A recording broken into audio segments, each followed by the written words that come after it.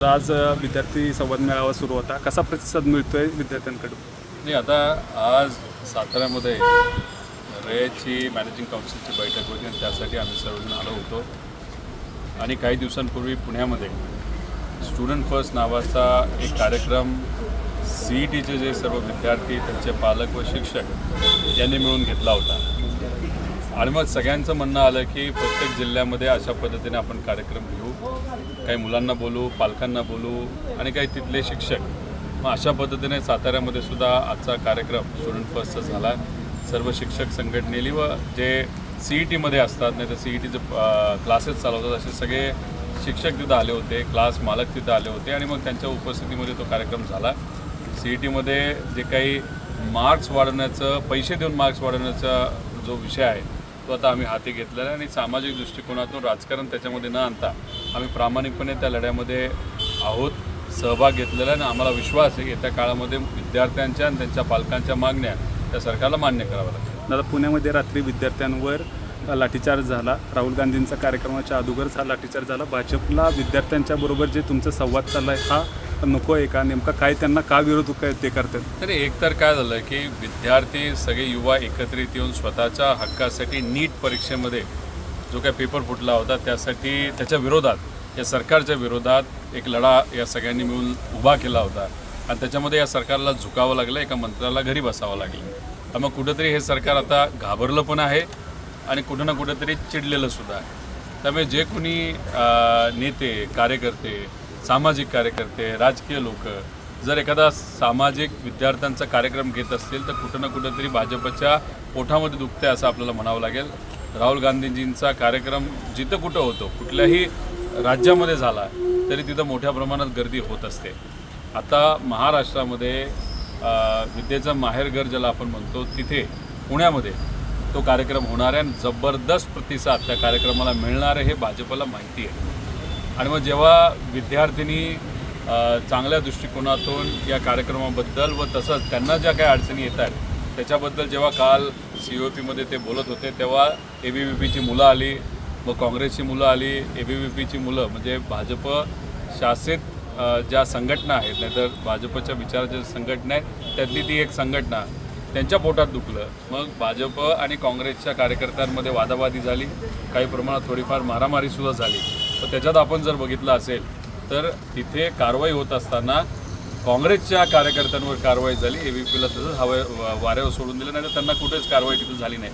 त्यामुळे कुठं ना कुठंतरी नेत्यांपासून कार्यकर्त्यांपर्यंत भाजपच्या हे राहुल गांधीजींचा जो कार्यक्रम पुण्यामध्ये होतो आणि त्याला जो प्रतिसाद मिळतो आहे आणि युवांनी जो काही भाजपच्या विरोधात एक वातावरण त्या ठिकाणी निर्माण केलं, त्या बाबतीत ते कुठेतरी घाबरलेले आहेत आणि पोटात दुखतं हे मात्र खरं. दादा, रयतची बैठक पार पडली. मागच्या वर्षी रयतच्या याच काउन्सिलिंगच्या बैठकीला अजितदादा आणि शरद पवार साहेब एकत्र होते. अजितदादा या बैठकीला नाही आहेत. नाही, अजितदादांची जी स्टाईल होती त्या त्यांच्या स्टाईलमध्ये प्रशासनावर असणारा वचक, त्याच्याचबरोबर सत्तेत असताना आणि विरोधात असताना सुद्धा शासनामध्ये असणारे जे कुठली प्रशासकीय अधिकारी आहेत त्यांच्याबरोबरचा त्यांचा संवाद, संपर्क, त्यामुळे रयतला सुद्धा मोठ्या प्रमाणात अजितदादांची मदत ही आपल्याला होत होती. त्यांच्या कार्यशैलीची मदत होत होती. त्यांच्या एखाद्या फोनवरनं सुद्धा आपलं काम तिथे सुटत होतं. त्यामुळे पवारसाहेब आणि अजितदादा एकत्रित जेव्हा असायचे रयतवर तेव्हा खूप मोठ्या प्रमाणात रयतला फायदा होत होता. रयतला जेव्हा फायदा होतो असं आपण म्हणतो तेव्हा रयतमध्ये शिकणारे आज जे काय 5-6 लाख विद्यार्थी आहेत त्यांना तो फायदा तिथं होत होता. आज दादा नसताना दादांच्या स्टाईलमध्ये आम्ही सर्वजण मिळून त्या ठिकाणी काम करण्याचा प्रयत्न करतो. नक्कीच दादांना आम्ही मिस केलं असलं तरी दादांनी जी काय प्रशासन कसं असावं आणि काम करण्याची जी काही घडी घालून दिलेली आहे त्या घडीला कुठेही न विस्कटता त्या विचाराने काम करण्याचा आम्ही प्रयत्न करतो. दादा, जिल्हा मध्यवर्ती बँकेची निवडणूक लागते आणि भाजप आता म्हणते की आम्ही स्वबळावर जिल्हा मध्यवर्ती बँकेची निवडणूक लढणार आहोत. मित्रपक्ष एकत्र आले तर त्यांच्यासोबत लढू, नाहीतर जशी या स्थानिक स्वराज्य संस्थेच्या निवडणुका लढल्या त्याचप्रमाणे आम्ही आता जिल्हा मध्यवर्तीवर पण भाजपचा झेंडा फडकवू. नाही, जिल्हा मध्यवर्ती बँकेच्या बाबतीत बोलायचं झालं तर त्याला सोसायटी हे मतदान असतं आणि इतरही काही मतदान असतं, पण सोसायटी प्रामुख्याने मतदान असतं. काही दिवसांपूर्वी आपण सर्वांनी बघितलं असेल, काही सत्तेमध्ये असणारे नेते, मंत्री पैशाचा वापर करून, गुंडांचा वापर करून कुठं ना कुठंतरी सोसायटीचा स्तराव आपल्या बाजूला व्हावा ठराव आपल्या बाजूला असेल तर मतदान आपल्या बाजूला होईल. त्या अनुषंगाने पैशाचा, दबाव तंत्राचा, गुंडाशाहीचा वापर हा करताना या पवित्र भूमी साताऱ्यामध्ये आपण सगळ्यांनी बघितलं. ते दृश्य जेव्हा आम्ही बघितलं तेव्हा आम्ही खरंच मनापासून वाईट वाटलं. एक तर भाजप ह्या सगळ्या गोष्टी करत होते हे आम्हाला माहीत होतं, पण भाजपची सवय ज्या नेत्यांना लागली, मंत्र्यांना लागली, ते तसं बघितलं पुरोगामी विचाराचे नाही तर पुरोगामी विचाराच्या परिवारातून येतात आणि ते अशा पद्धतीने दबावतंत्र इथं करत असतील तर हे योग्य नाही. त्यामुळे कुठं ना कुठं तरी सत्तेत असणारे नेते त्यांना एक अहंकार आहे, नाहीतर सत्तेचा माज आहे. आपण पैसे दिलेत, पैसे खर्च केले, ठराव आपल्या बाजूली झाला आहे, त्यामुळे काही पोलिसांचा वापर करू. कारण इथे पोलिसांचा वापर भाजप मित्रपक्षाच्या विरोधात सुद्धा करताना आपण साताऱ्यामध्ये बघितलेलं आहे. म्हणजे मित्रपक्षाचा एकनाथ शिंदे साहेबांच्या पक्षाचा जो नेता नाही तर जो आज राज्यामध्ये मंत्री आहे त्यालासुद्धा ढकलाढकली पोलिसांनी भाजपच्या नेत्यांनी सांगितल्यावरून आपण करून बघितले.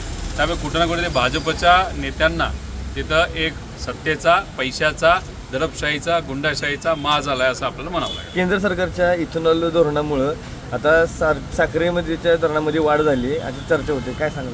नाही, दुष्काळ आणि बऱ्याच काही कारणांमुळे जे काही ऊसाचं उत्पादन हे कर्नाटकात, महाराष्ट्रामध्ये जे कमी झालं त्याचा परिणाम हा आज साखरेच्या फायनल उत्पादनावर तिथं झालेला आहे. त्यामुळे ही जी काय साखरेची कमतरता आहे त्याच्यामध्ये पाऊस कमी असणं, ऊसाचं उत्पादन कमी होणं, वजन कमी असणं यालासुद्धा त्या सगळ्या गोष्टी कारणीभूत आहेत. आता एथेनॉलमुळे नक्कीच भारताला त्याचा काही प्रमाणात फायदा झाला, पण एथेनॉल वापरत असताना ज्या गाड्या 5 वर्षापेक्षा जुन्या आहेत त्याच्यात जर एथेनॉल 20% वापरलं गेलं असेल त्या गाड्यांना अडचण येणार. तज्ज्ञांचं मत आहे की नवीन गाड्या ज्या आहेत त्यात 20% चालू शकतं.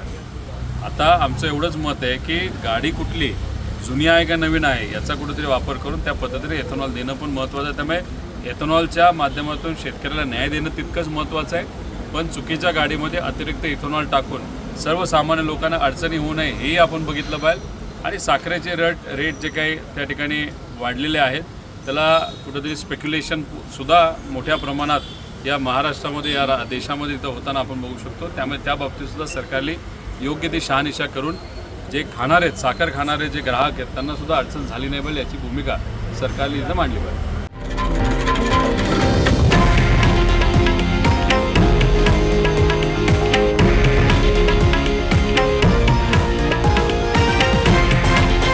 हे आहे देशातील नंबर 1 न्यूज नेटवर्क आणि आपण पाहत आहात TV9 मराठी, एकमेव.